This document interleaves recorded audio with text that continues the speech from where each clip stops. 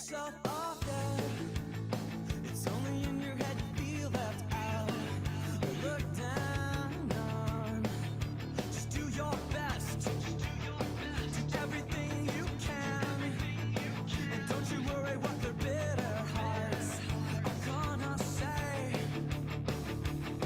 It just takes some time, little girl. You're in a little out the right. Everything will be just fine. Everything will be alright. It just takes some time, little girl. You're in a little out the right. Everything will be just fine. Everything will be alright.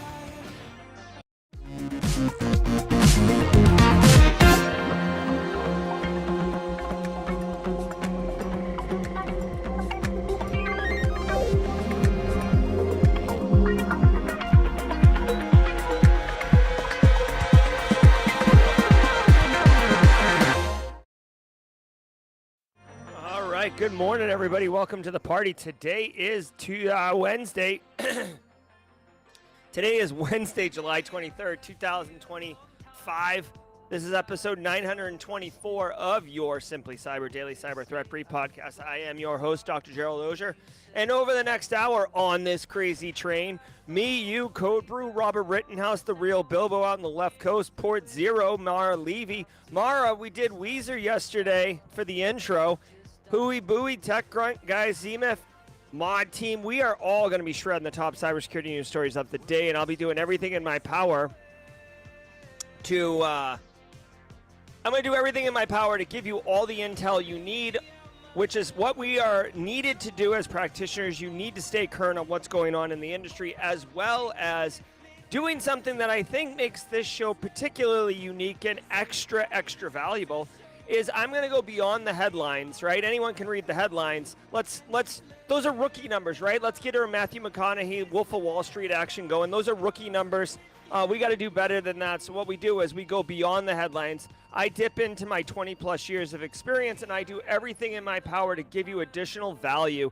Good morning, Jenny Housley. Give you additional value and insights beyond those headlines that you can use to level yourself up as a practitioner, help crush job interviews, be able to move around within the industry like an absolute boss. The idea here is support, inclusion, and most importantly, empowerment. What do those mean, Jerry? Those just sound like words. Like, I don't get it. Like, ooh, is this like a foo-foo kumbaya thing? No. I want to give you all the tools so you are empowered to choose your own adventure, right? Be the CEO of you. That's kind of a low-key tagline for me. It's just so important not to, basically be forced to do something you don't necessarily want to do because you don't have lack of options. So, it's a small increment, but you know what? Most big things don't happen like that. Most big things are a combination of lots of small things that pile up. So I want you to know for today's show, though, we do have 8 stories, and I want to tell you how much research and prep I did for it. 0. I did none. Ain't nobody got time for that. And let me tell you why I did that. Because I'm a practitioner, right? Nobody's like... It would be so disingenuous for me to give you hot takes on something that I prepped for. Like, that's ridiculous. That might be somebody else's game and bag, but not mine, right? Whatever. So it is what it is. Guys, I got to tell you, I am super pumped. And for those who are newer to the community, I don't know, like, first of all, you're not going to know everything in cybersecurity. I don't care if you work in the industry for 100 years. You will not know everything in the industry. But one of the great things about the Simply Cyber community and this crew right above me, right here, is that we have a very diverse group of folks. We have a very diverse group of folks who are skilled in all sorts of things, so we usually have it covered. I see Chuck Sapp saying give Carrie a shout-out. Shout-out to Carrie. I don't have any context on that, but Carrie's a longtime community member, so it's always good to see Carrie in chat. Always good to see Chuck Sapp in chat as well. Guys, do everything you can to retain what's going on in these stories and basically drive cyber risk reduction down for your business stakeholders. Elliot Matisse is correct. It is not what you know. It is who you know. You certainly do need to know what the heck you're talking about. But in our industry, like other industries, but specifically in cybersecurity, your mileage will go much further the more people you know. This is not a meritocracy, all right? Now, if you are a complete boob, like if you're a complete tool and you have no idea what you're doing, it doesn't matter who your dad is or who your friends are. You know, you're not going to be able to do it. But it will get you the job interview. It will get you it will get you in. All right, guys, before we get into it, Carrie's got a job? Yes, sir. Nice job, Carrie. Here we go. Carrie, been waiting a minute for this one. All right, there it is. Wrecking ball for Carrie. Love it, love it, love it. Oh, my God. Okay, guys, before we get into it, let's say holla, holla, holla to the stream sponsors, those who enable me to do the show. As always, let's do Threat Locker first. Shout out, again, thank you, Barricade, Antisyphon, Threat Locker, and Delete Me for the sponsorships. Let's hear from Threat Locker. I'll be in chat. Get your coffee. I want to give some love to the Daily Cyber Threat Brief sponsor, Threat Locker. Do zero-day exploits and supply chain attacks keep you up at night? Worry no more. You can harden your security with Threat Locker. Worldwide, companies like JetBlue trust Threat Locker to secure their data and keep their business operations flying high. Threat Locker takes a deny-by-default approach to cybersecurity and provides a full audit of every action allowed or blocked for risk management and compliance. Onboarding and operation is fully supported by their US-based Cyber Heroes support team. Get a free 30-day trial and learn more about how Threat Locker can help prevent ransomware and ensure compliance. Visit threatlocker.com.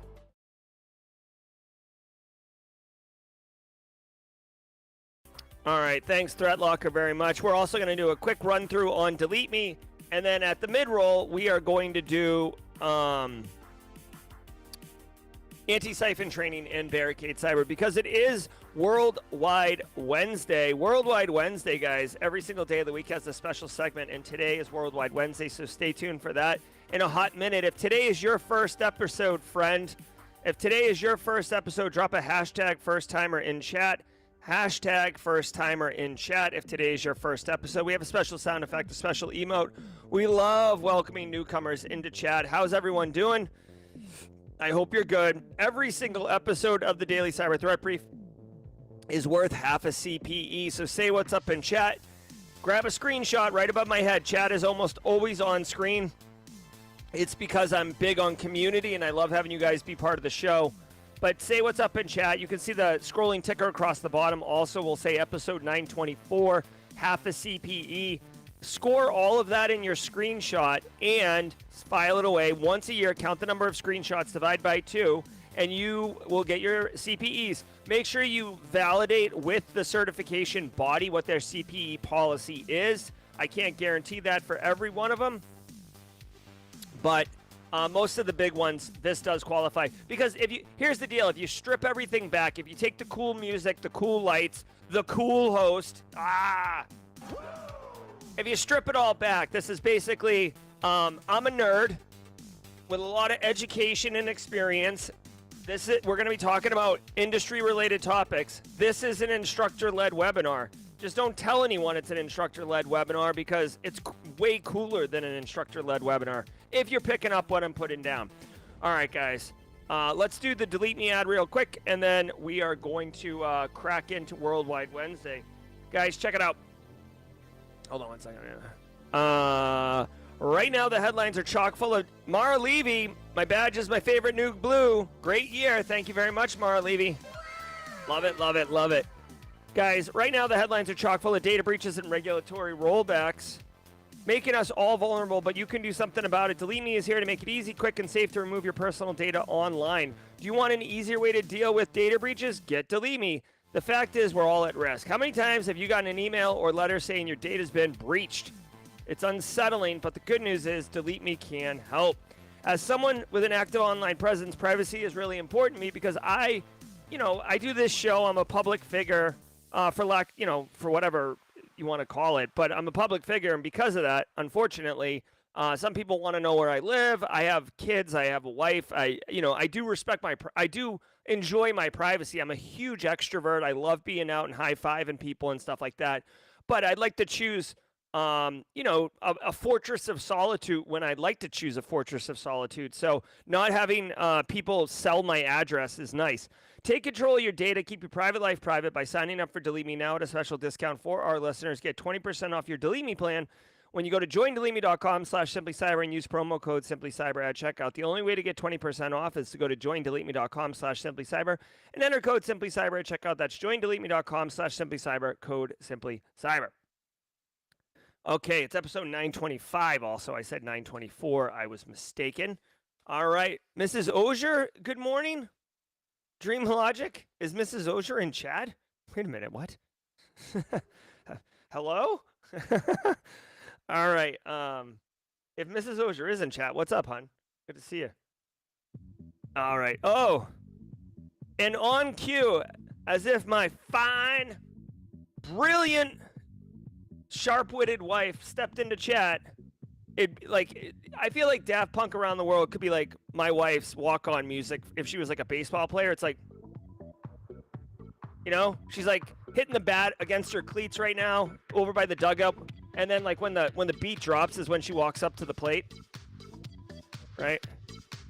Here we go. Drop the beat, Daft Punk. There it is. Now she walks up to the plate. Dude, this would be a sick walk-on song. Give me some.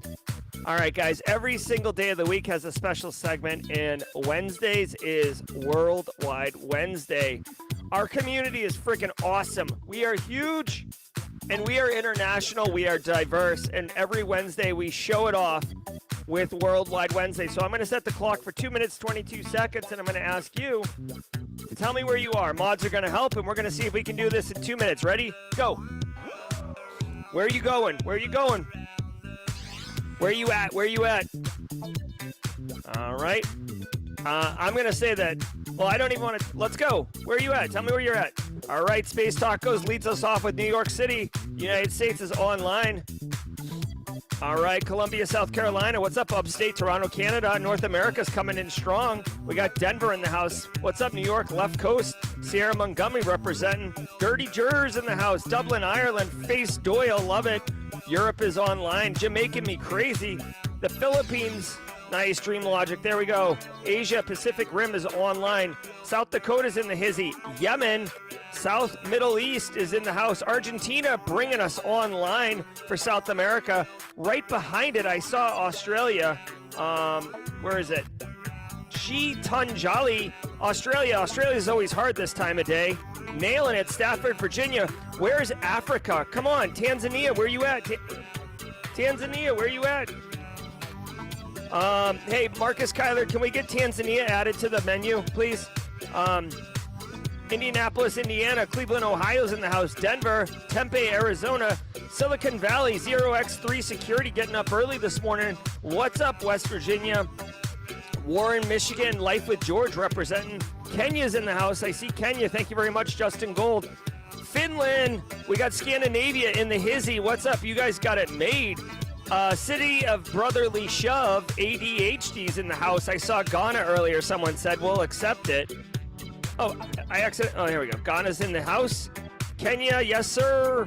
Boca Raton, Florida. Nice, nice, nice. Guys, can we get like a solid Asia? I know Philippines is Pacific Rim. Tanzania's bottom right. There we go. Thank you very much. All right, we got Colombia. South America's just flexing on us now. I love it. Let's go. Yemen, Tanzania.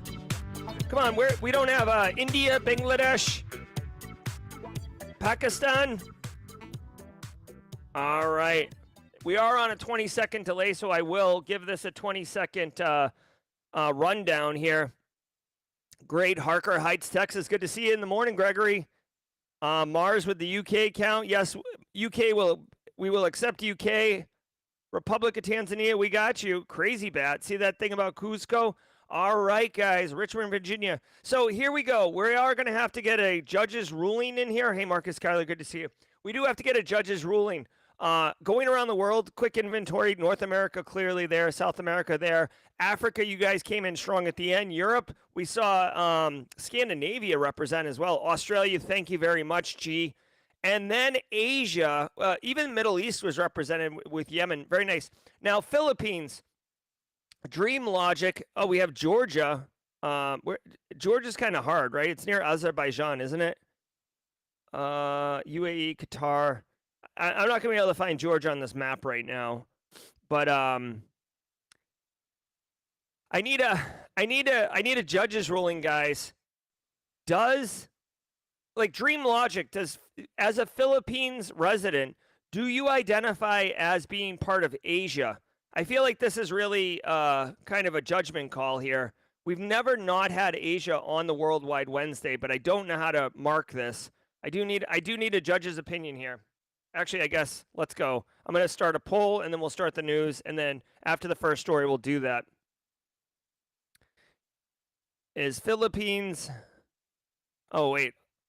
A lot of people, we're getting overwhelming yeses right now, so we're just going to say, well, guys, congratulations. This is what happened today. We went around the world. Very nice. Congratulations, everyone. Love it, love it, love it. Georgia's above Turkey. Oh, there it is. Yeah, look at that. All right. Thank you very much, guys. All right, do me a favor, everyone. We're a couple minutes behind, but it's because it's Wednesday and we played a game. Always all about good times. Now, do me a favor, everyone. Sit back, relax, and let's let the cool sounds of the hot news Spicy! wash over us in an awesome wave. I'll see you at the mid-roll. From the CISO series, it's cybersecurity headlines. These are the cybersecurity headlines for Wednesday, July 23rd. So Dream Logic said, why not part of Asia? I was just wondering, I don't know, where's the friggin' map? When you look at this, right? Is Iceland considered part of Europe? You know what I mean? It's one of those ones where I just don't know. Is New Zealand considered part of the Australian continent? When we say the Australian continent, does New Zealand count? I guess Chris Rock is in chat. We could ask him. It's just I didn't know if, you guys considered this Asia. You know what I mean? What continent is Hawaii part of? So it just gets a little, I'm unsure. I didn't want to make any assumptions. That's another thing I don't want to do. I don't ever want to make any assumptions. 2025. I'm Sarah Lane. All right, let's cook. Microsoft links SharePoint ToolShell attacks to Chinese hackers. Microsoft formally attributed the widespread exploitation of a SharePoint zero-day chain, dubbed ToolShell, to Chinese state-linked hacking groups, including Linen Typhoon, Violet Typhoon, and Storm 2603. The attacks have targeted on-premise SharePoint servers across multiple sectors. But with a proof-of-concept exploit now public and active exploitation ongoing, CISA has issued urgent mitigation guidance for affected organizations. Russian threat... All right. Dude, how many state-sponsored threat actors does China have? I mean, I know they have a lot of citizens, but Jesus, Linen Typhoon? There's Flax Typhoon? Okay. Guys, ToolShell, there's only 8,000 instances. Oh, I don't like my haircut. I just realized I got my haircut yesterday, and I feel like this is an entire piece of hair that should have been cut. ToolShell popped the other day. You can use Shodan.io, as I covered yesterday in the Daily Cyber Threat Brief, to find these. There's only 8,000. The number one country with the most is Iran. Number two is the United States. Now, sadly, it's there was some speculation that the United States version of these SharePoints are U.S. federal systems, because the United States' federal system is the largest business on the planet. And the larger the business you are, the slower you move. It doesn't matter if Doge comes in and guts out bureaucracy. It's still slow. And these SharePoint sites are getting popped right now. So a couple things. Number one, if you are, at this point, dude, if you have a internet-facing vulnerable version of this on-prem SharePoint server, what are you doing? Have you been on vacation and today's your first day back? This has been the story in IT and cybersecurity for the last 5 days. So how this is happening, I don't know. Take it down. This is one of those ones where you have to basically deal with operational downtime or business impact versus getting popped in the face.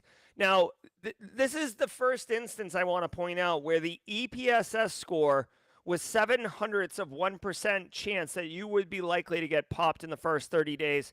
And I believe that now we are seeing a, hold on. I'm going to sneeze, I think. I think we're starting to see like a small, pardon me. We're beginning to see a small issue with EPSS scoring. So 0.07% that you would suffer this attack in the next 30 days.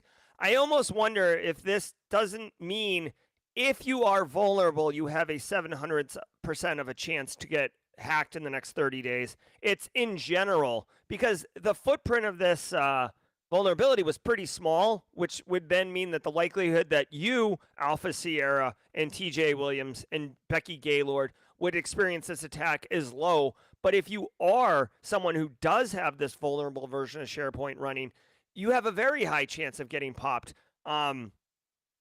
So, and again, we've seen lots. I don't know if you guys have seen it. I've seen several really funny memes. Justin Gold, Casually Joseph. Casually Joseph is asleep. If we can get permission, Justin Gold, for the Simpsons one that he did last night, I thought that was pretty funny.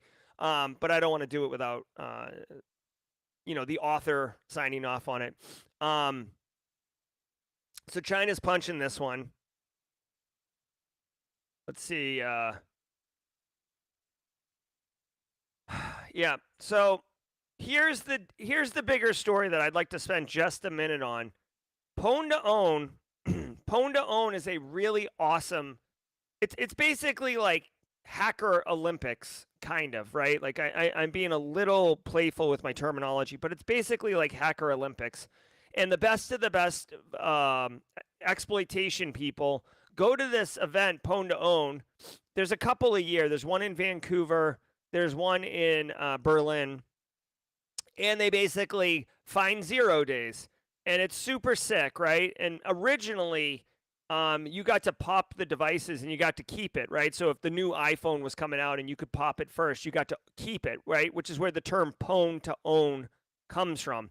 Well, here's the problem. In the world of AI, where we can go from 0 day to exploitation very quickly because we have AI to help us, I wonder if this is going to become a problem where maybe like the results of the Pwn to Own don't come out, or these type of activities, because essentially this vulnerability got discovered, and then within very quickly, a 0 day came out, an exploit came out. And then SharePoint, Microsoft patched it, and then the patch got a 0 day and started getting exploited. So I just think the turnaround time on AI is helping all these things. Also, I want to attribute a really great hot take to Casually Joseph, who said this in passing yesterday.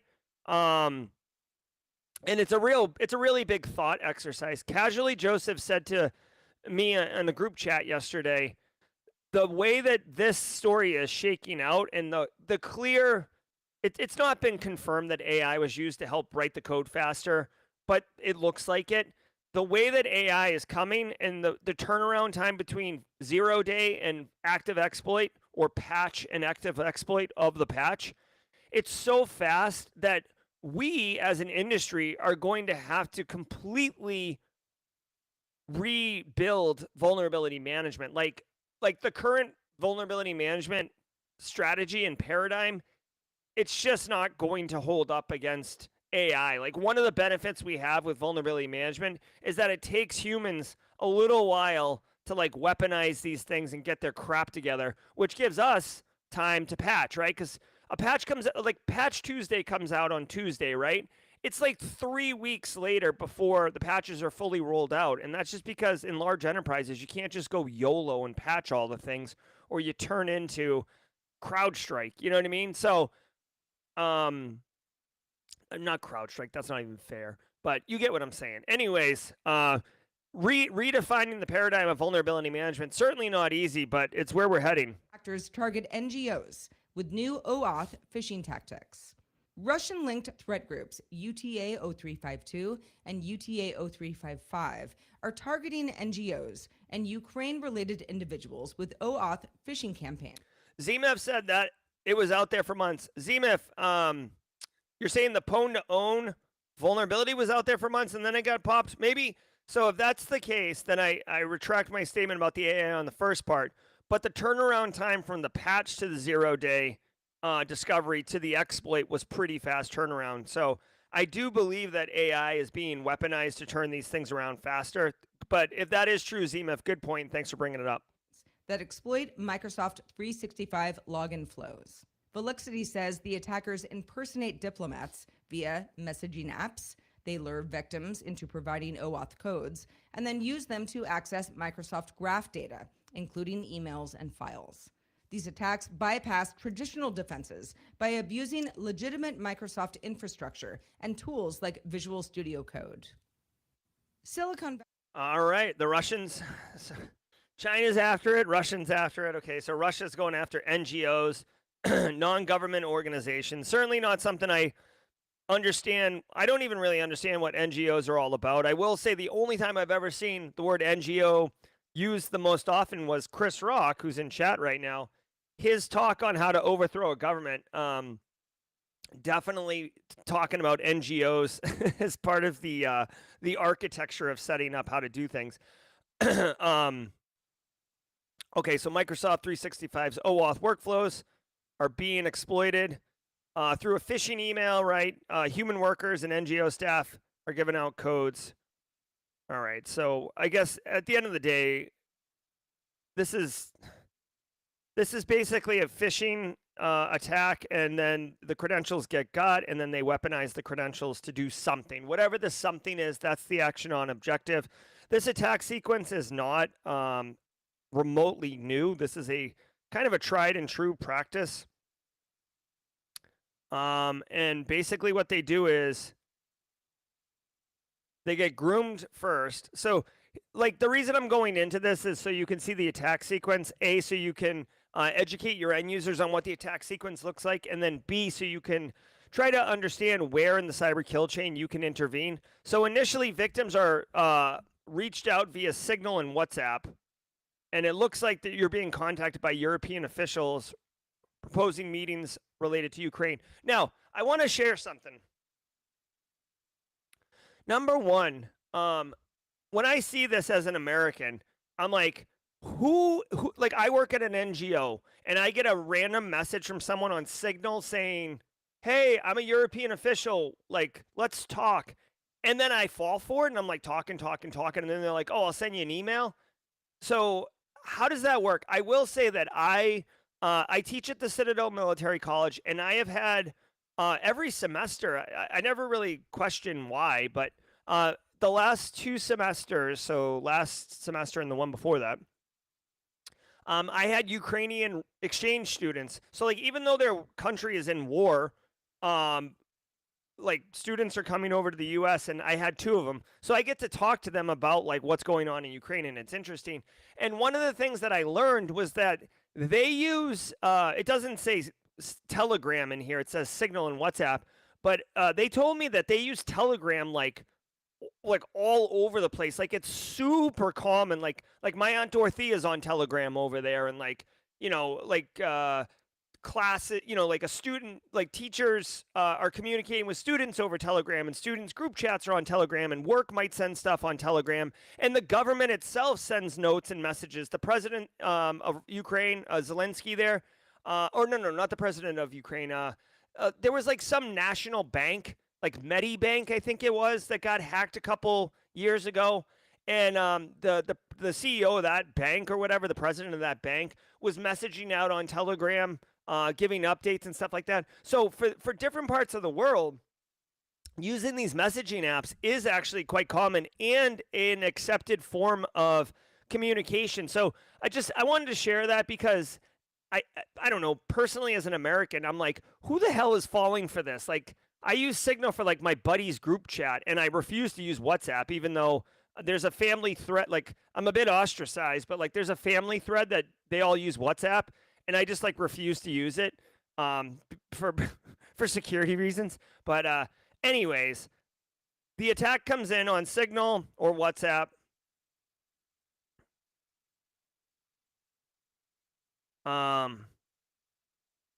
Okay, so FedEx is saying that South Americans use WhatsApp quite a bit. So these are, like, I guess I just want to point out, like, this is not ridiculous. You're not dealing with foolish people who are falling victim. This is like that accepted standard medium. Anyways, they get sent a phishing email. At this point, they've been groomed, so they are pretexted into thinking that it is a legitimate landing page that they've gotten. And once they log in, it generates tokens and gives it to the threat actor. The next question is, what does the threat actor do with it, right? Like, what's the action on objective? Just because they have your account, unless they're a access broker, but these are Russian state sponsored, so it's unlikely. Once they get in, they register a new device, and then they can basically come and go as they please with your email. Indicators of compromise. So this is what you can do if you want to go threat hunting in your environment. If you're Wade Wells and you want to go thrunting in your environment, look for OAuth logins using the Visual Studio Code Client ID. That should be kind of unusual. People are chiming in chat on this stuff. I love. Thank you guys, by the way. This is like the perfect story for a Worldwide Wednesday, by the way. Chris Rock says, Cultery, some countries use WhatsApp for business. They don't even have a website. Turkey and Georgia use it for business, even lawyers instead of emails. Wow. That is interesting, guys. I don't know. I hope this is not obvious to everybody but me. But to me, as an American who's like just kind of operates business in America and doesn't do much outside that, that is fascinating to me. So you can also look in your logs to see URLs with redirects to insiders.vscode.dev or vscoderedirect.azurewebsites.net. Obviously, if you see registered devices on your account that you don't recognize, that's a huge red flag. Two-factor authentication, abnormal times, and stuff like that. So here's the thing. Some of these things you should catch automatically through conditional access and detections, right? Like registering new devices and stuff like that. But these OAuth activities with Visual Studio Code Client ID and these AzureWebsite.net URLs, you can go threat hunting in your environment. Go look in your SIM, go look in your logs, whatever. Take a sniff. Again, this is more targeted for NGOs in the Ukrainian, Eastern European space, but it might not be a bad, like, fun. I use the word fun kind of, I don't know, facetiously, but, like, you know, just put it in your own logs and see if you have that stuff, just to see how, you know, get the exercise, right? The muscle memory. Valley engineer admits theft of U.S. missile tech secrets. Engineer Cheng Wang has pleaded guilty to stealing more than 3,600 trade secret files from 2 U.S. electronics firms, including sensitive missile defense and satellite surveillance tech. Gong transferred the files to personal drives shortly before taking a job with a direct competitor and had previously pitched similar technologies to Chinese talent programs aimed at acquiring foreign intellectual property. The FBI uncovered the theft during a post-employment audit. Gong now faces up to 10 years in prison. All right.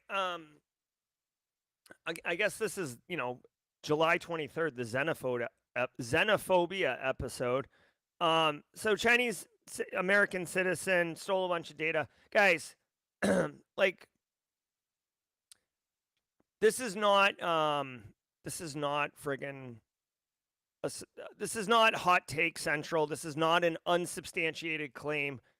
China has been on this massive mission the last, like, I don't know, 15 years to significantly improve their overall infrastructure, and they're standing in the world pecking order, right? New World Order. And they do a lot of it through espionage, right? I have a whole lecture in my Citadel class around this. It's like the value of information, right? Data's the new gold. Oh, Jerry, you say that all the time. Let me like dig in. The value of information is so valuable. Think about the COVID vaccine, just for example, okay?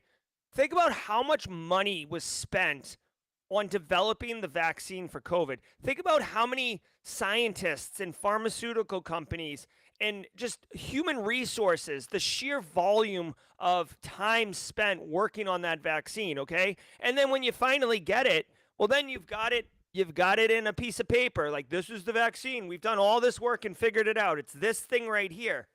And then someone just steals that thing right there. They don't have to spend the time, the money. They don't have to have access to the researchers and engineers, to the sensitive lab equipment. None of that. Whoop, just stolen. The value of that is massive, because now instead of spending all that time working on the vaccine, you could spend all that time working on other things and then just take the vaccine, right? As an example, right? Same with rocket technology, nuclear power, semiconductor technology, any of it, right? And like whenever there's like massive espionage type stuff, like, China's usually there. And again, I'm not being xenophobic. I can point to numerous examples.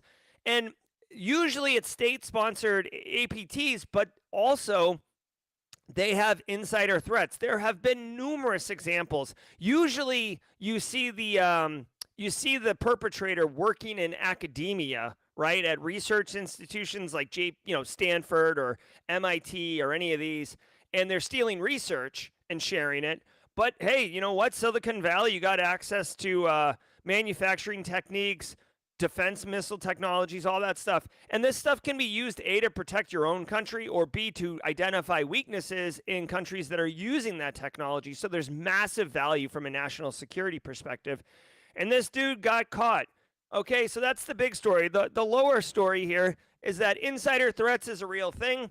In order to make it less icky for everybody, I would strongly encourage that you put in technical controls that detect anomalous behavior, like large amounts of data being moved, accessing systems that you're not supposed to be accessing systems that you are supposed to be, but at weird times or multiple times, physically accessing locations that don't make sense. It's not easy. Listen, I get it. It's not easy to do segmentation, right? Most people are like, oh, here's your access badge. It gets you into everything everywhere because you're an employee here now, and that's super simple. What's hard is to say, hey, you work in the finance department, so you have access to the main hallways, to the bathrooms, to the break room, to the finance and accounting room, to the third floor conference room, and the parking garage, and that's it. That takes work, okay?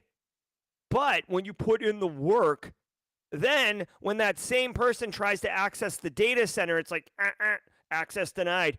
And it sends an alert that that badge is trying to access something it shouldn't. Well, then we have ourselves a more mature information security program. And when people like Chris Rock walk by and badge clone you, and the cloned badge can't get into the side door around the side of the building, well, then you've just protected yourself not just from an insider threat, but from a physical security attack. Of course, let's be real. Chris Rock's not cloning a finance person's badge. He's cloning a sanitation engineer or a custodian's badge. All right, let's go. InfoStealer malware returns after law enforcement disruption. The Lumma InfoStealer malware operation has resumed activity after a May law enforcement takedown that seized 2,300 domains. Despite that disruption, Lumma's operators quickly rebuilt infrastructure and returned to near pre-takedown levels, now using Russian hosting provider Selectal instead of Cloudflare. Distribution methods include fake software cracks, malicious GitHub repos, fake CAPTCHA pages, and links shared via YouTube and Facebook, highlighting the resilience of malware as a service operations when no arrests are made. All right. This is awful for all of us. I am going to do the law enforcement one. Regulators, mount up. It was a clear black night, a clear white moon. Warren G was on the streets trying to consume some. All right, so FBI hit Lumma InfoStealer, took down their stuff, and it looks like, honestly, hat tip to Lumma operations. The FBI seized their server, but it looks like Lumma was able to execute a remote wipe command before the the FBI could get anything valuable. So interesting kind of Makes me think of that movie with Mel Gibson where he plays like a conspiracy theory lunatic and he's like lined his house in tinfoil, and then when the bad guys show up, he pushes a button and like incinerates his entire home. If I could remember the name of the movie, that would be a drink. But since I don't, that's just a whatever. Here's the TLDR here because we're behind on time. I'm just going to share this. 2 months ago, Lumma InfoStealer was the absolute #1 threat to be aware of. Like ransomware for sure, you got to be mindful of. But Lumma, mostly through the click fix type attacks, was running roughshod on everybody. They were getting everyone. And now that they're back up and running, which is no surprise because they weren't arrested. Oh, the movie was called Conspiracy. Thank you, Sean Sailors. They're back up. I'm just telling you, based on previous history, like go look at Emotet and how Emotet resurged after it got taken down. I would expect Lumma InfoStealer to come back just as hard. I would assume that the law enforcement task force that's been assembled to handle Lumma from before is still, they didn't pack all their crap up in boxes and roll credits. They're probably still after it. So I hope that from a defensive perspective, that we all, that law enforcement can take these guys down. Lumma InfoStealer was no joke, guys. So if you are a SOC analyst, I don't know. I mean, maybe go out on a date with your special someone this weekend, right? Because you might have to work nights and weekends in a couple weeks. So just, be wareful of that, okay? Lumma InfoStealer, definitely 2025's like FU malware of the year. Huge thanks to our sponsor, Nudge Security. Day 3, secure your critical business apps. Attackers no longer break in, they log in. And your software as a service footprint is now their prime target. Nudge Security discovers every SaaS app used in your org, secures configurations, enforces MFA, and manages app-to-app access so you can prevent identity-based attacks. Start a free 14-day trial today at nudgesecurity.com/identity. All right. Hey, really quick, I do see some people in here talking about it. Conspiracy Theory was the movie. Chris Rock mentions Enemy of the State, which was another awesome movie with Will Smith, Gene Hackman.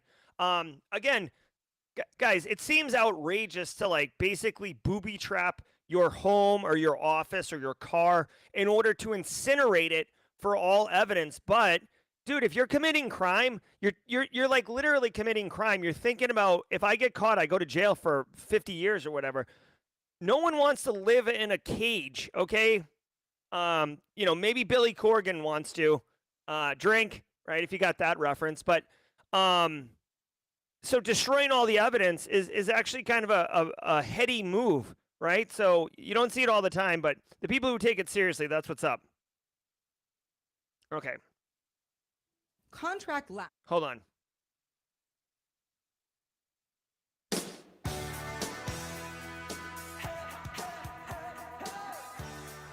All right.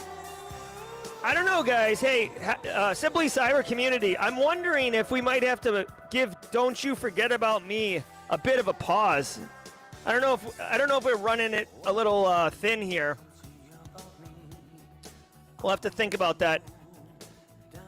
All right, guys. Hey, really quickly, I want to say thank you to all of you. Thank you, Chris Rock. Thank you, Priceless Pancake. Thank you, FedEx, Devin Grady, Chuck Sapp, Dream Logic, Nick Dowd, Justin Gold, Jenny Housley, Casually Joseph, Haircut Fish, Dream Logic, Marcus Kyler, the people in South America, Colombia, Argentina, Tanzania, Real Bilbo. Thank you all so very much, guys. It's so wonderful. It's so wonderful sharing my morning with you. And I hope you guys enjoy. I hope your morning or your day, because I know it's not morning for everybody, but I hope your day is made a little bit more enjoyable because of the show.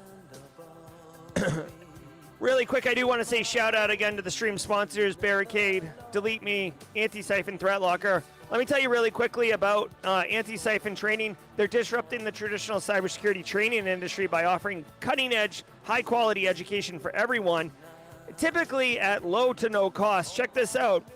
their Blue Team Summit, which is August 27th from 11 a.m. to 4 p.m. Eastern Time. I'm dropping a link in chat right now. Link is dropped. You can register for this summit. It's basically a 4-hour mini conference. Learn from industry practitioners. And by the way, several Simply Cyber community members will be speaking. They also have live training the day afterwards. But guys, this is a great opportunity. Don't sleep. It's always, always awesome to get education. I love it. I love it. I love it. I don't think the agenda has been released yet, but definitely come check it out. I dropped that link in chat. Also want to say shout out to Barricade Cyber Solutions and their Fortify 365 solution. Guys, if you're running an M365 instance and you haven't configured it for the configuration of security controls to protect as well as detect in your environment, you are paying for security controls that you're not using.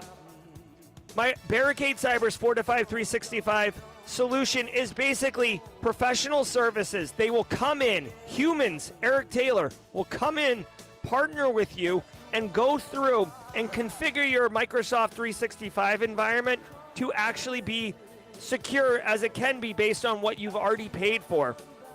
So if you buy a house and it's got door locks on every door and you don't know how to lock your doors, why wouldn't you lock your doors, okay? Eric Taylor and his crew can come in here, lock your doors, configure all your settings, and help you out. Go to barricadecyber.com/fortify-365.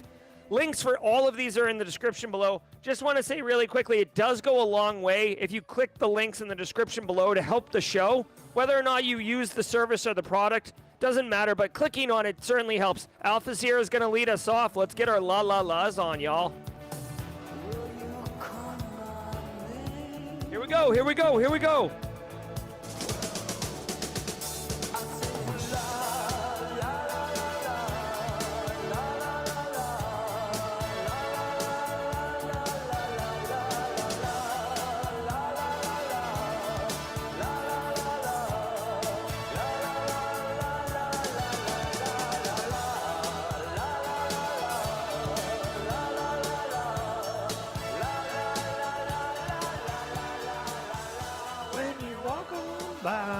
All right, guys, let's finish strong. We got Jawjackin with me afterwards, too, so we got a great show for you. Contract lapse leaves critical infrastructure cybersecurity sensor data unanalyzed at National Lab. Big A surprise. critical contract supporting DHS's Cyber Sentry program at Lawrence Livermore National Laboratory expired, leaving threat detection data from key infrastructure networks unanalyzed. The lapse, revealed during a House hearing on operational technology cybersecurity, hinders monitoring of emerging threats on OT environments. Experts warned that under-resourcing of OT security, compounded by recent federal budget cuts, poses a significant risk to national cybersecurity. FBI. Okay, so a couple things. Number one, so there is a, I've never heard of the Livermore National Laboratory before, okay, but apparently they were receiving some telemetry. And telemetry, it took me a while to get used to the term telemetry. Telemetry is just basically logs from different areas. Sometimes the logs are enriched, meaning they have it's logs of logs. Oh my God, get ready to drink, Sierra Montgomery. Get ready to drink. Here we go. Here we go. Telemetry. It's log. It's log. What a wonderful toy. Okay, that's a Ren and Stimpy throwback, everybody. Drink. Here's the deal. This national laboratory, I don't know what logs it was getting or what they were doing, but basically they were providing a community service. They were basically the Night's Watch on the wall looking for White Walkers and making it available to industry, people who are doing OT and ICS type stuff. Now, their contract lapsed, and despite it being a righteous mission, if a business isn't getting paid, right, that means they can't pay their people. And as much as I love cybersecurity, nobody in chat, we got 400 people here, not one of you would be like, go to work, and they're like, imagine if you went to work today and they're like, hey, listen, our contract lapsed, so we're not getting paid anymore, but you can continue to work for free because the mission's cool, right?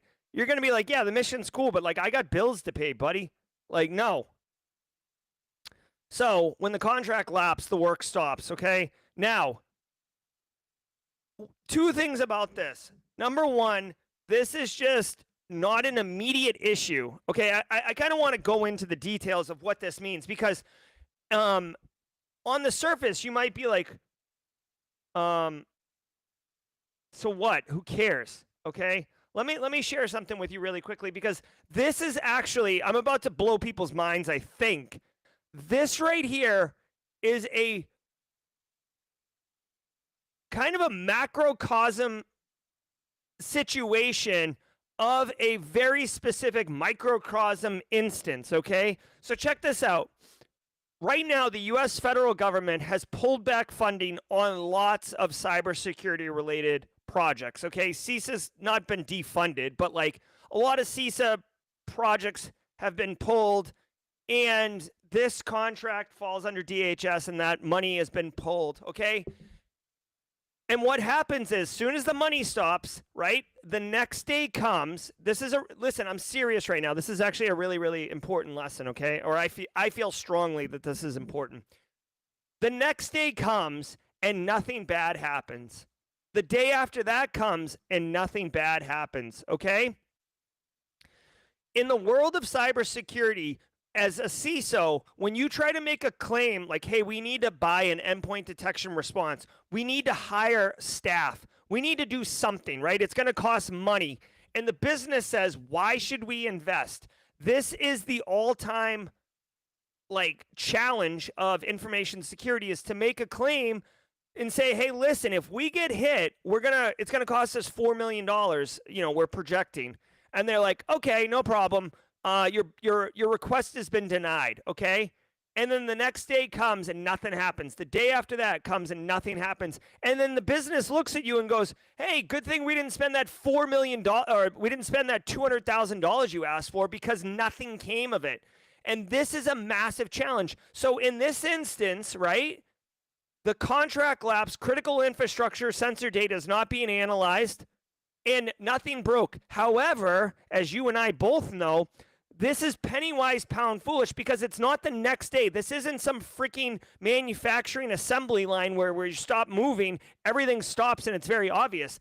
It is much more nuanced. It's much more heady. And what's going to happen is there are going to be exposures that get exploited, and it's just going to happen because there's no awareness, there's no visibility, there's no IOCs or detection engineering being done at the OT plants because they don't have this information.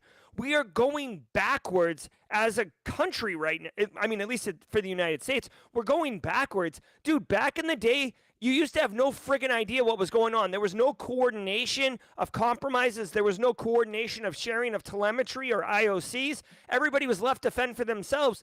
And it was basically like threat actors were wolves. And instead of all the sheep herding together and kind of hanging out together and sharing information, right now we're going back to where all the sheep are individually spread out across the entire pasture, and the wolves can just pick them off one at a time and none the wiser. This is bad. And honestly, I'm sorry to go I'm sorry. I don't even know where that F-bomb came from. I'm sorry. Like, listen, I'm not trying to go off the rails on a crazy train right now. Did you see what I just did there? I'm not trying to go off the rails on a crazy train, but what I will say is we also just saw this in the state of Arizona, where their election, they had some tampering with their election commission or whatever, and the election security budget for CISA was taken away, frankly, and Arizona has nothing. They're like, we don't know what to do. It was in the news on July 21st, so go check it if you think I'm lying or making it up. My point is, this is not a problem that happens the day after you defund it. It's a problem that it's like friggin' imagine, if you will, you don't clean your bathroom, okay? The next day you walk into your bathroom, it still looks clean. Like, you clean your bathroom on Monday, you show up on Tuesday, the bathroom looks clean. Wednesday, the bathroom's clean. You show up in 2 weeks and you start to see a little grime, a little whatever, and you're like, that's not so bad. Then you come back 6 months later, 12 months later, and there's friggin' mold all over the place. That's what's happening, okay?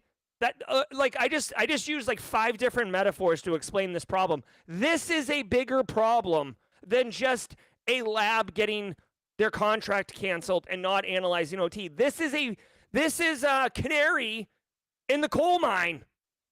Also, it's a great example of what we see happening at businesses all the time, where the business side does not see the value in investing in cybersecurity because there isn't an immediate visceral problem when they don't fund it.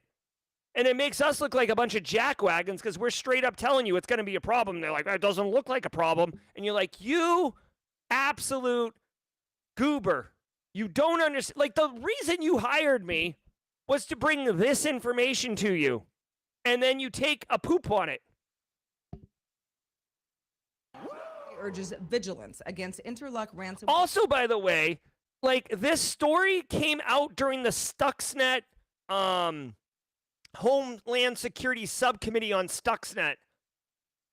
Like an attack that happened 15 years ago. It just like pops out that this group lost their contract. Like, what are we doing here? Group behind recent healthcare attacks. The FBI and other federal agencies are warning about a ransomware group known as Interlock, which has recently targeted critical infrastructure and healthcare organizations in the US and Europe. First observed back in September of 2024, Interlock uses tactics like drive-by downloads and fake browser updates to gain access to victim systems. The group has attacked DaVita and a major Ohio healthcare provider, among others. Ransom notes lack payment instructions, but demand Bitcoin. Authorities suspect ties to Riceta ransomware. All right, so Interlock I have heard of. The fact that their ransom notes didn't include methods to pay, but included a demand, kind of sounds like a little bit of a haphazard. They said they're tied to the Riceta ransomware gang. My first initial thought is that this is a fork of Riceta ransomware. Some threat actor within the Riceta group said that they were going to go their own way, drink. And they stood up Interlock, okay? And they're still kind of working out the kinks, right? When you don't include a method to pay, that's like telling someone about an awesome new training and then not including a link to go register for the training. Like, what are you going to do with that? This is a healthcare entity. Obviously, healthcare and manufacturing are super hot right now, right? I mean, obviously. That Hansel's so hot right now. So for the sake of time, I'm not going to do any of this, but here's the deal. If you work in healthcare, right? I know there's a bunch of you in chat right now who work in healthcare. If you work in healthcare, literally the FBI is advising you to be on the lookout for Interlock and be mindful of this. They have, you can see on the screen here, they have sticks information, both in XML and JSON, but it's the same stuff that you can ingest into your SIM. I know this looks like a hot mess express. But basically, you can ingest this into your SIM, right? And look for these things.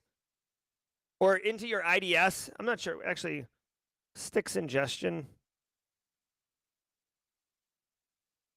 Yeah, it's threat intelligence. Yeah, that's what I thought. So it's threat intelligence. You can ingest it into your SIM, go threat hunting, get detections, all those things. I'll drop a link to this. If you work in healthcare, literally the FBI is telling you to look out for this, which means they have credible evidence that this is, happening and a problem. Cisco confirms active exploitation of ISE and ISE PIC flaws. Later, Cisco Devin. confirms Later, that Sean. Attackers are actively exploiting multiple critical vulnerabilities in its Identity Services Engine, or ISE, and ISE Passive Identity Connector, or ISE PIC. The flaws allow unauthenticated remote access with root-level control, making them especially dangerous for enterprises relying on ISE for network access policy enforcement. Cisco detected the exploitation this month and has since released patches, urging customers to update immediately. The company hasn't identified the attackers or shared technical details about how the flaws are being used. All right. So I did the, this is a 10 out of 10 CVS score. The EPSS is 0.21%, so pretty low likelihood that you would get exploited again. I don't know if this is because this engine isn't really out there that much. We are behind on time because a Worldwide Wednesday and because I lost my cookies on a couple things. Here's the TLDR. If you're running Cisco's ISE or ISE pick, it's exploitable. When it comes to security appliances or IT appliances in your environment that handle identity and or authentication, do not F around with it. Identity and authentication servers and applications are super valuable, all right? They're super juicy. Do I have a sound effect for how juicy they are? Like, I don't know, like... That Hansel's so hot right now. They're hot, right? So don't screw around with them. Patch them. You got to patch them. You got to patch it. That's all there is to it, right?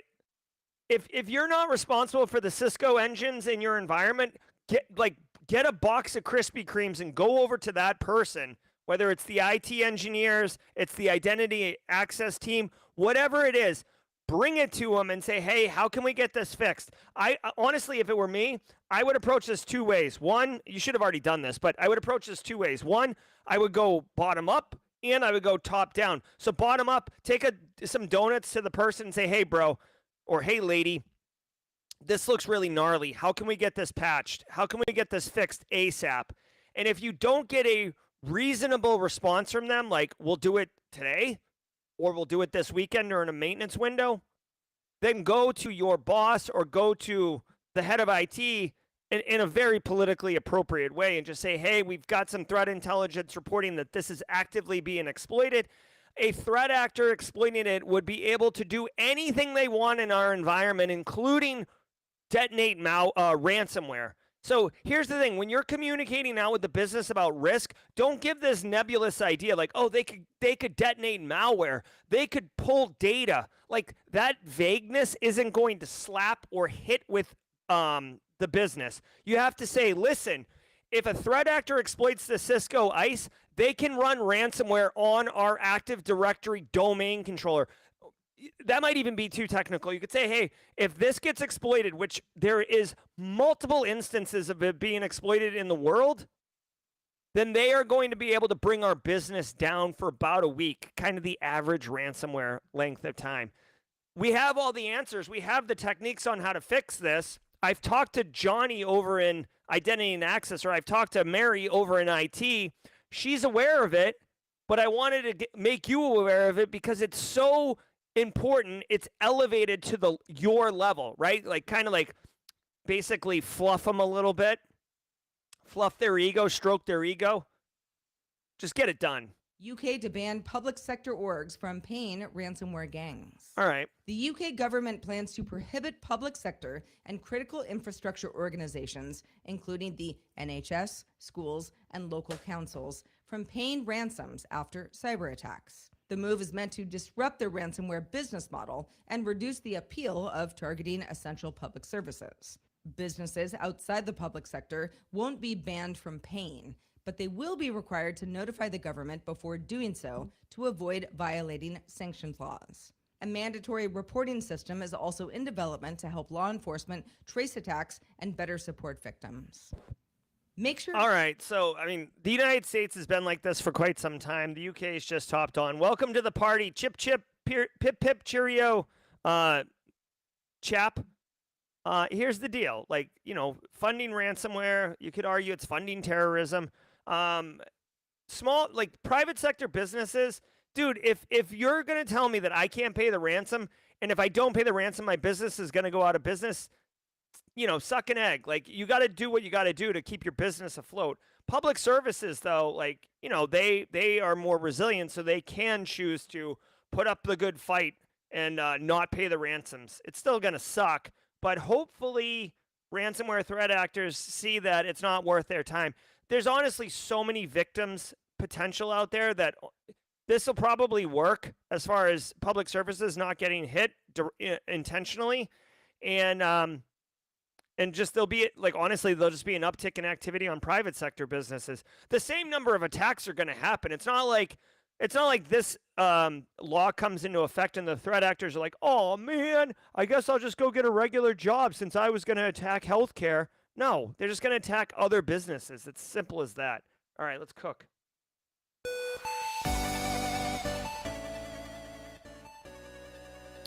All right, guys, thank you all so very much for being here. Today was episode 925 of Simply Cyber's Daily Cyber Threat Brief. I was your host, Dr. Gerald Auger. Don't go anywhere because we are going to be cooking over to Jawjackin in a 30-minute segment where I answer as many questions as possible for you. My goal here is to level you up as a boss. I'm Jerry from Simply Cyber. Thank you all so very much. Until next time, stay secure. Ever wonder what it takes to break into cybersecurity? Join us every weekday for Jawjackin, where industry experts answer your burning questions about the cybersecurity field. Live, unfiltered, and totally free. Let's level up together. It's time for some Jawjackin.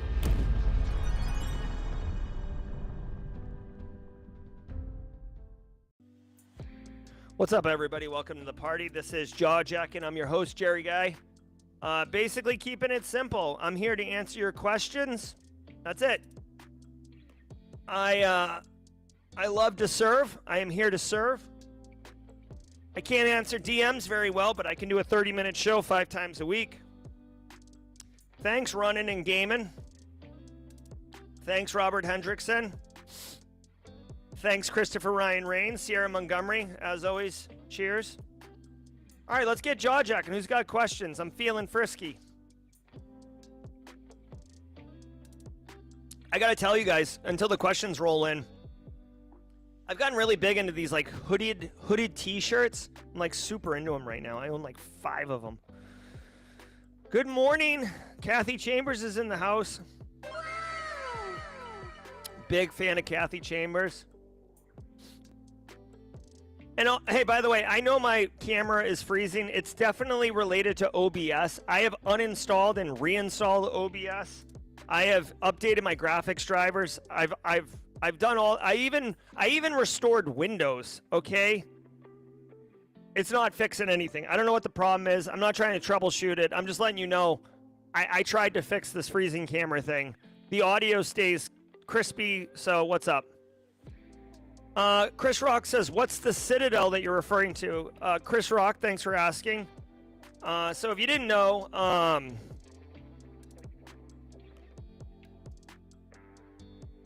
let me see really quickly.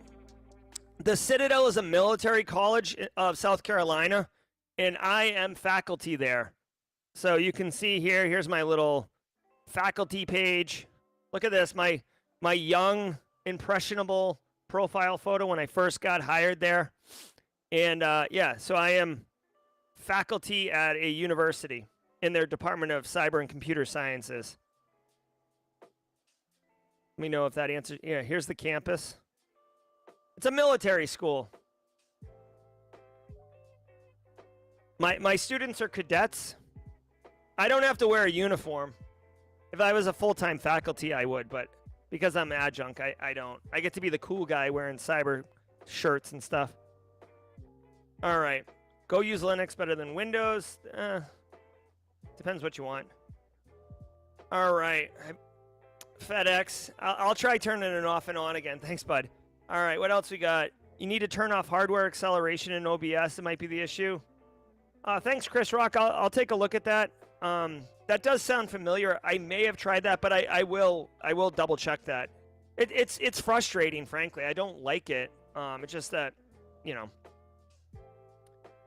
FedEx. Yeah. How long have you taught at the Citadel? Actually, I just celebrated my 5-year anniversary with the Citadel not too long ago.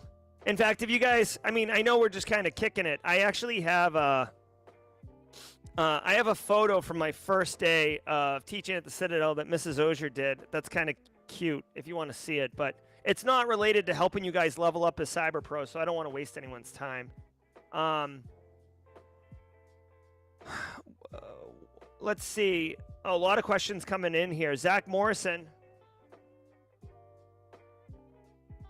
Zach Morrison, I don't know what to do to make my resume better. I have no IT work experience yet or internships. I've never worked in customer service. Any advice?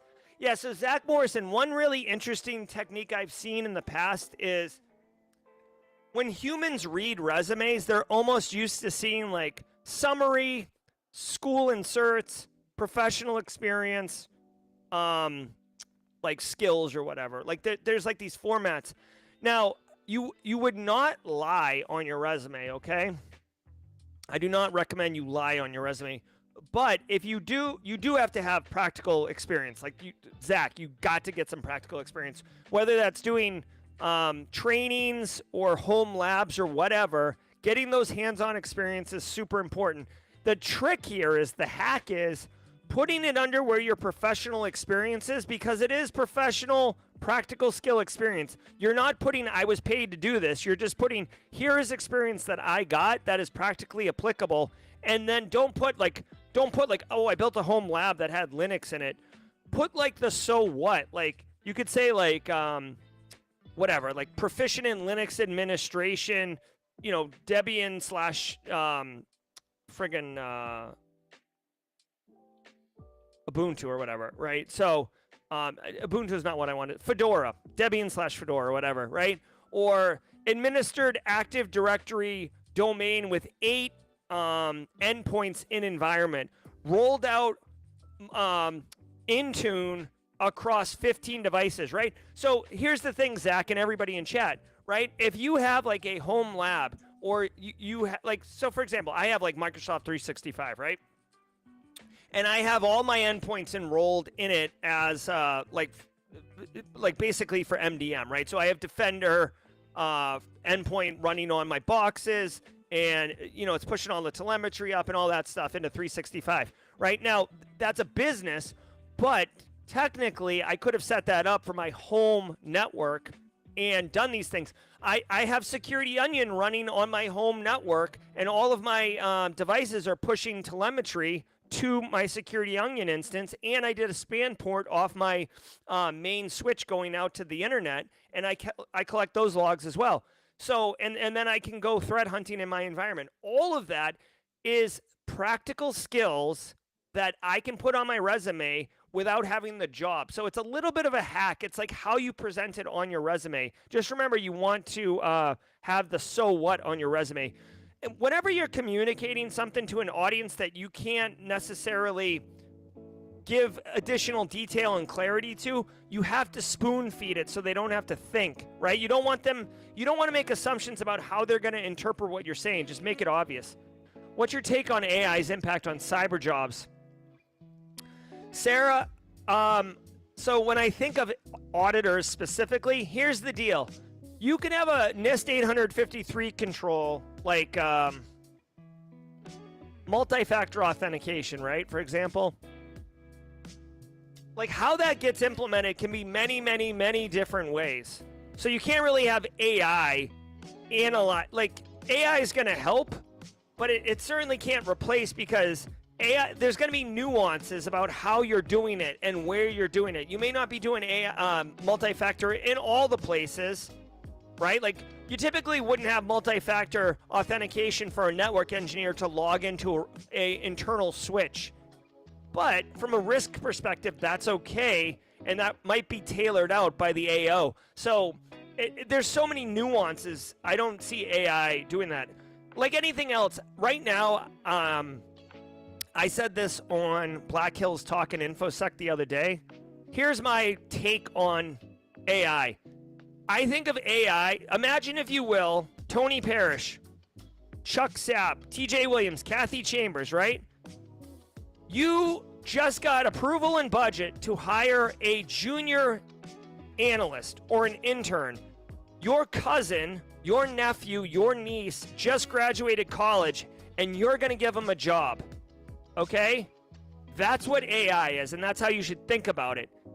Like, you would never like win a FISMA audit contract and just turn around and say, hey, recent college grad, I like you. You seem smart. Go do this entire project. You would never do that. You would use it as a resource, but you would drive it. So that's how I think of AI. What's the lore behind the Simple Minds? Don't you forget about me segment. When did it start? Why that song? Thanks for making this community. Face Doyle. Face Doyle from Ireland. I mean, the history is, I'm a huge, I'm a 80s kid, 80s, 90s kid.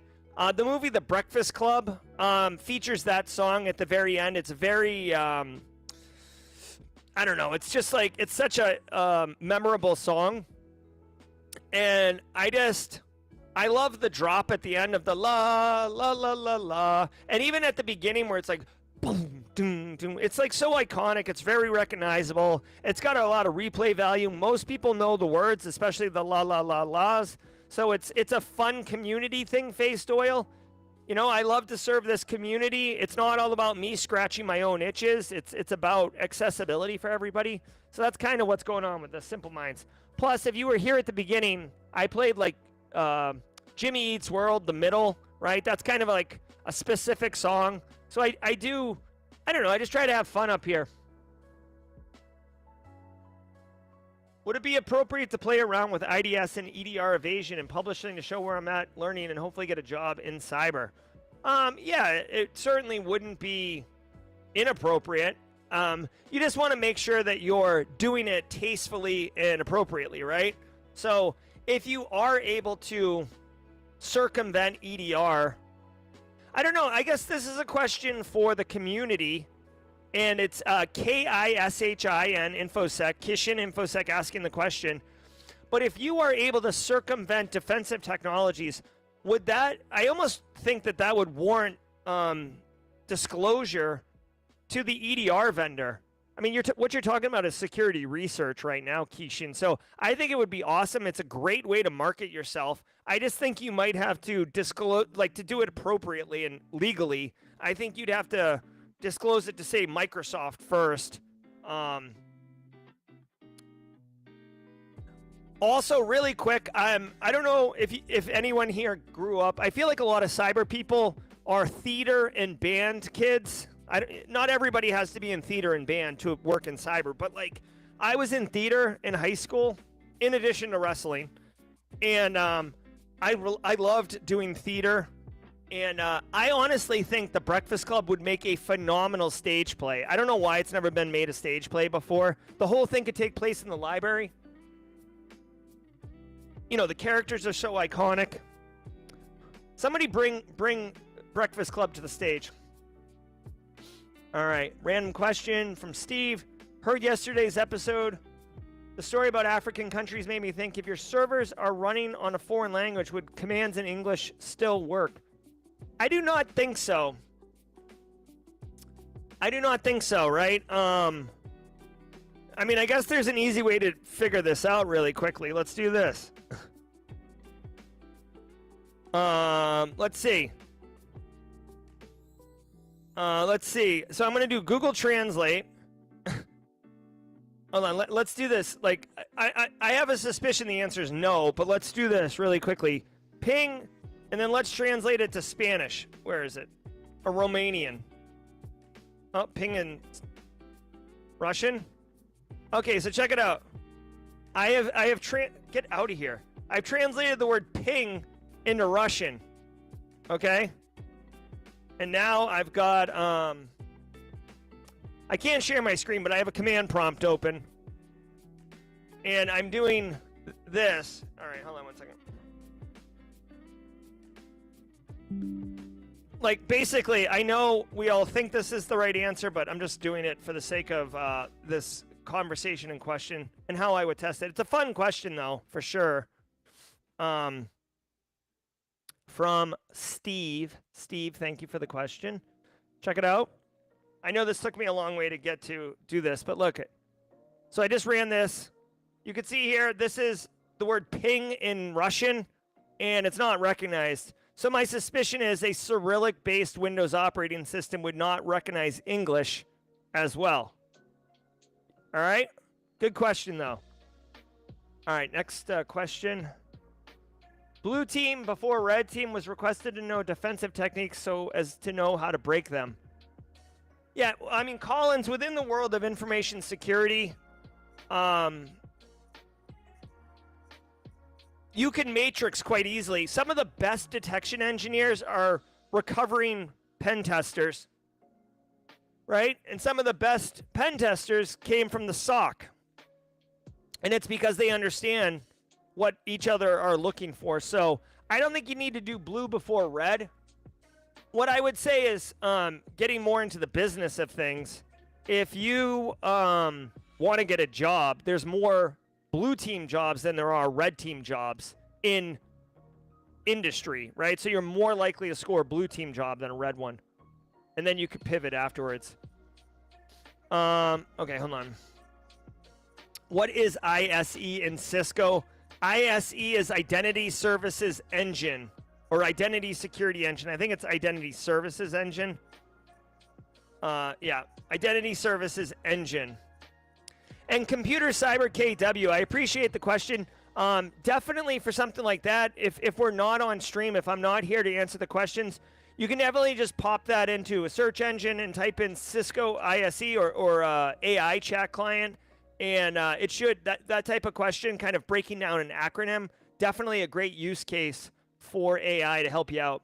And that's true for everyone, guys. There's a lot of acronyms in our industry. Thoughts on N8N? I love N8N. I wish I had more time. Here's the reality, guys. Right now, I would love to do N8N. The reality is, I am in the middle of, I just finished a major project for a client. Like, it's a project that I haven't talked about publicly because I wasn't, I just wasn't supposed to talk about it publicly. And then I'm getting ready for Black Hat, and then right after that, Simply CyberCon, we're trying to roll out workshops for the community, free workshops. In fact, we have a workshop on Tuesday the 29th that is going to be an absolute banger. It's a free community-based workshop. I'm just trying to get one last detail sorted out before I can do that. God, man, I really wish I could learn N8N right now. I really wish I could. I will tell you, it sounds like listen, this community is going to play the world's smallest violin for sure. Like, oh, Jerry, oh, how hard a life you have. Here's the reality. I do so much that there's things I want to do that I just don't have time for, and it sucks. But I'm also super, super firm that at like 6:30, this sounds awful because it used to be 5:30, but at 6:30, I cut everything off and I'm like husband and dad. So I'm not I could work right until bedtime every day. Still not get what I want, but I have a pretty firm cutoff at 6:30. So yeah, I would love to get into N8N. I guess that's the TLDR. I gave you probably more than you wanted to know on that one. What courses do I teach at the Citadel? I teach CSC 227. It is Principles of Information Security. It's awesome. It's an inch deep, a mile wide. I get to flip out about all the things. The students love it. Anyone who's in chat would probably love the course. It's a 14-week semester, but I only have 12 weeks of curriculum, which means the last 2 weeks I bring in handcuffs and locks, and I teach the kids how to lockpick one. There's 4 classes that I don't have curriculum for. So one of them, I teach them physical security, lockpicking, and all that stuff. One of them, I give them all Arduino chips, and we build rubber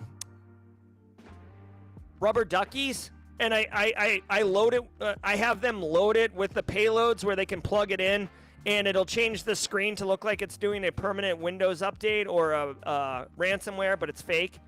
One of them, I usually almost always have Charles Finfrock fly in and give a guest lecture. And then the 4th one is kind of a rotating thing, but that's what's up. TJ Williams is saying Daniel Lowry Cybercast After Dark is tonight. That's cool.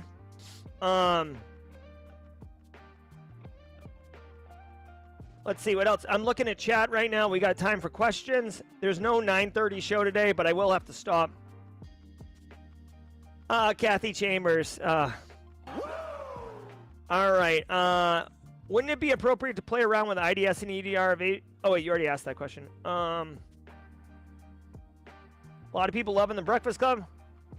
I have not heard of Forage. If anyone's heard of Forage, please let me know. Hey, Space Talk goes, you know what? We might have to come up with some type of drink, like drink, emote, just for fun. What's the best route to getting into GRC? Well, okay, so really quick, chid sticks. Because my answer is going to have self-benefit, I want to disclose that up front. The best way to get I have a GRC analyst masterclass which has tens of thousands of students, and it has helped people. Space Tacos is in chat right now; she can speak to it. I think that is a phenomenal way of getting into GRC. If you don't want to spend any money, what I would say is study CIS 18, NIST 853, NIST 830. You're going to have to roll this back to get all these, but NIST 837, and then NIST Cybersecurity Framework.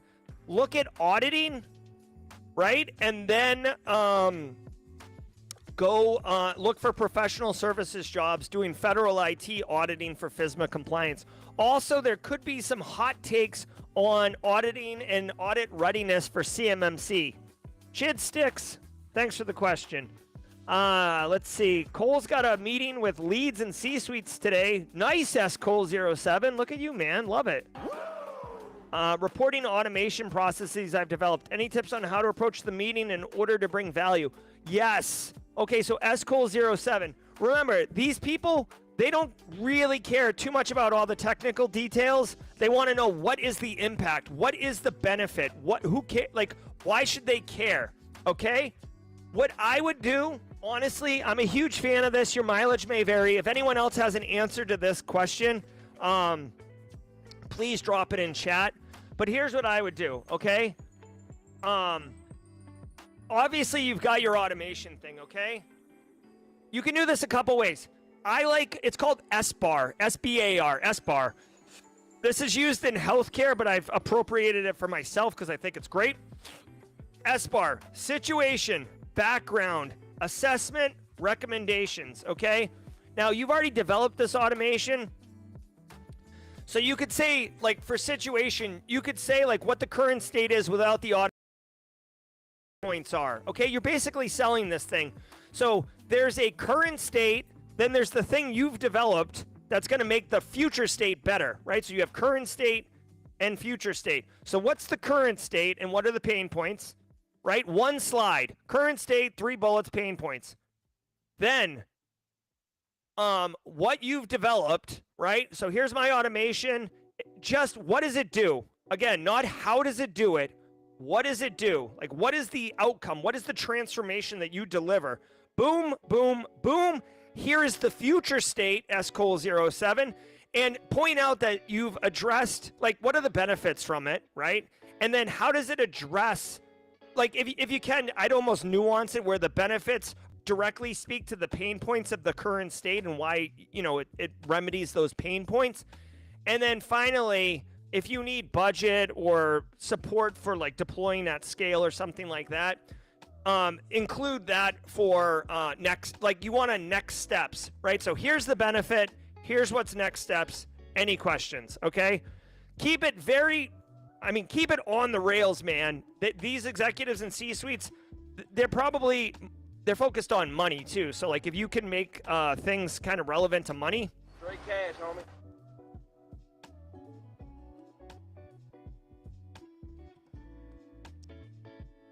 Why did I tell? So, Casually Joseph is in chat. Hi, wanted to know if I can use your SharePoint meme on stream. All right. By the way, Escol07, please report back to us. I would love to hear your story. So Dream Logic says, who's your favorite WWF? I assume she means character. I was a huge Ultimate Warrior fan. I was big on the Ultimate Warrior. Go ahead and drink, Alpha Sierra. I also really enjoyed Demolition for my tag team. Although I will tell you, when Road Warriors came out, Hawk and Animal, holy crap. That flipped the script. Sierra Montgomery, drink. Okay, continuing to scroll through chat here. I was a wrestler. I loved it. Oh, by the way, Justin Gold, someone put on replay comments yesterday talking about cradles. Yes, Space Tacos. Sound crew counts as theater. You were working in that space. Very cool. Any good SaaS security monitoring for Microsoft 365 visibility that you can recommend? Yeah, honestly, I haven't tested it at scale, CM, but Push Security is a really good one that I have messed with. So they were a sponsor. So I before I took the sponsorship, I played with their solution. I thought it was pretty cool. This is it right here. It's around identity of SaaS products, not data governance, but definitely worth checking out here. Tell them I sent you. Honestly, I messaged them to do work together at Black Hat, but they just ignored my messages. Holy crap. Chris Rock says the Breakfast Club did do a New York stage production in 2004 for 1 year. Thank you, Chris. All right. Let's see. Russians extended family, maybe the X-Men. Okay. I mean, wasn't the big metal guy X-Men? I forget his name. Like Titanium guy, whatever his name was. He was Russian, I think. All right, Kathy Chambers, living that difficult life of managing life and personal. Let's see. What's your favorite adversary emulation framework besides Cobalt Strike? I mean, I don't really mess around with adversary emulation frameworks. I will tell you that I have played with Sliver. I thought Sliver was pretty slick. PowerShell Empire is kind of cool. I mean, it's very specific because it's PowerShell, but there's a lot of Star Wars vibes associated with it, so I do like that. That's a question better for Mike Saunders and the offensive people. Yeah, this guy. What's his name? What's the metal guy's name? What's the X-Men metal guy? Also, question for chat. What's your favorite X-Men? Or what's your favorite Marvel character? Hold on 1 second. Jesus, I've never done a Q&A before. Favorite superhero, or favorite, like, I guess, Marvel, DC, comic book character, and why? Okay. Q&A, I don't even know if this will work, y'all. I don't even know. Also, really quick shout out. Wait, what the hell? Oh, so it changes the chat. I can't see the chat anymore. You talked about secure Wi-Fi. How do you secure it? I mean, the best way to secure Wi-Fi is at the access point itself. You want to do WPA2, if you can. I mean, WPA2 with AES 256 encryption for the network is good. Also, with the access points, you want to make sure that you are making the authentication into those boxes secure. Not using default creds, for example, would be a bad move. How do you feel about the current state of cybersecurity opportunities in the current climate? Carlos Gonzalez, it's a tale of two cities. You'll hear people talk about how there's so many open jobs, but then there's people who just cannot absolutely get a job, which totally sucks. I think the current market for cybersecurity jobs is rough. There are opportunities, there are jobs, there is an assload of money going into cybersecurity, but we're honestly, like, we're living in this like really weird time right now where like inflation and cost of things is going up. So like people are okay, so this is like not political, but like really quick. We're living in a weird time where like common people, normal people like you and me are having to deal with like inflated prices and tough markets for jobs. But at the same time, like the United States S&P 500 is like new highs every day. I don't know. I will tell you the one thing that Mrs. Auger told me about yesterday that's got me concerned. I guess we're going to start imposing 50% tariffs on Brazil. My coffee comes from Brazil. Okay, I don't want to pay 50% more for my coffee. My coffee's already expensive. You picking up what I'm putting down? Straight cash, homie. All right, let's keep going here. Only one person answered the question of who their favorite Marvel character is. Wolverine. So Haircut Fish, thanks for playing. I guess the question the Q&A, big fat flop. No one wanted to do the Q&A. Chris Rock says, so Chris Rock is answering S. Cole 07's question about how to brief the executives. 3 slides. Show them how much time it will save and how much money it'll save. Case closed. That's all they care about. There you go. Chris Rock nails it. Oh, cool. Only a Bill says Forge offers free job sims sponsored by big companies. Heck yeah, let's get some of that. What are the best ways to showcase my cyber skills to market myself? I would recommend getting a blog or website somewhere where you can document and dump the things that you're doing. And then, also important, Mark King, do social media posts that include what you're doing, but then point back to your main page or YouTube channel or whatever. Put that on your resume. Colossus, Mono Julian, thanks for the super chat. Did we just become best friends? Yep. Yes, Colossus, X-Men. All right, continuing to look at chat. Mark King says it's crazy having Chris Rock here. Yeah, Chris Rock's awesome. Long time. You know what? Chris Rock is a long-time Simply Cyber community member. He's got one of the OG T-shirts too. It's probably still in good condition because his kids hid it from him for so long. Simply Social Engineering is at 1 p.m. Let's go ahead and bring that up. We have a new show on the channel called Simply Social Engineering with Eddie Miro, Black Badge winner. You gotta patch it. That was a misfire. Season 1, Episode 3, How to be a Social Engineer. So if you want to learn this skill and this job, come on down, man. Eddie Miro is, when you talk about having the right person for the right job, a host of a social engineering podcast, Eddie Miro is who you want. This is at 1 p.m. Eastern time. You can go to that link right now and just hit the notify me button to get notified.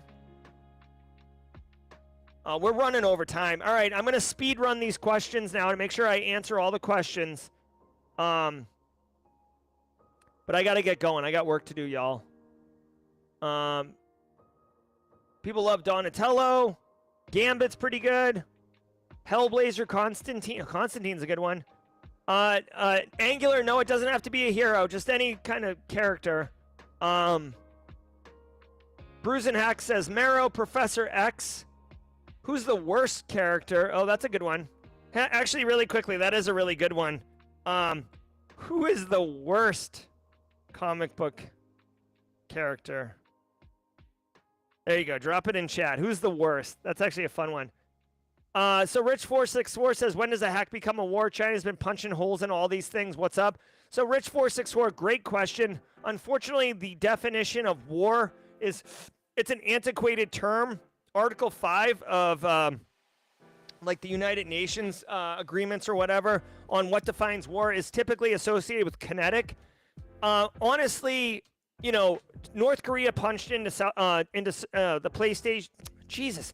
North Korea attacked Sony Pictures a couple years ago. That should have been an act of war. If North Korea had launched a missile into Sony Pictures, that would have hands down been war. The fact is, every country is attacking every country in cyberspace, so none of them want to call it a war.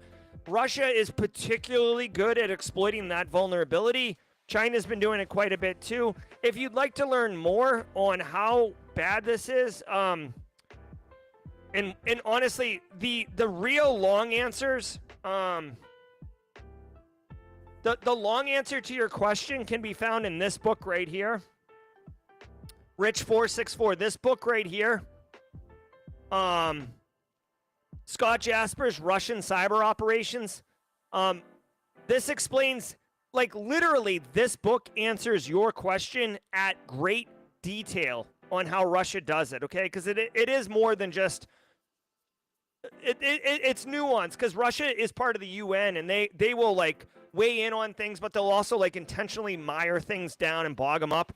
This book is incredibly dry and very difficult to read. It's not a page turner. It's actually brutal. It's one of the hardest books I've ever read, like trying to force myself to read it. But that's the answer if you're looking for a longer answer. Okay, come on. I'm trying to get to the end of the questions here. We got